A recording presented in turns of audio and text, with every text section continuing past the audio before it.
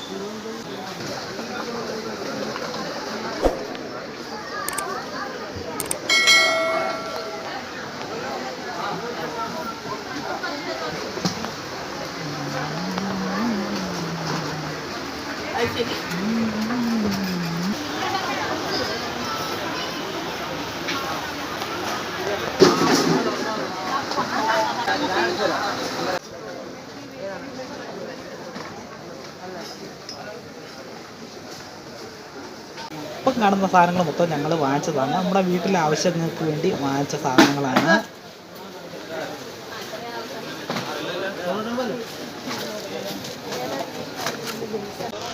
1709 രൂപയുടെ സാധനം, അതായത് 1100 രൂപയുടെ അടുപ്പിച്ച സാധനങ്ങൾ വാങ്ങിച്ചിട്ടുണ്ട്.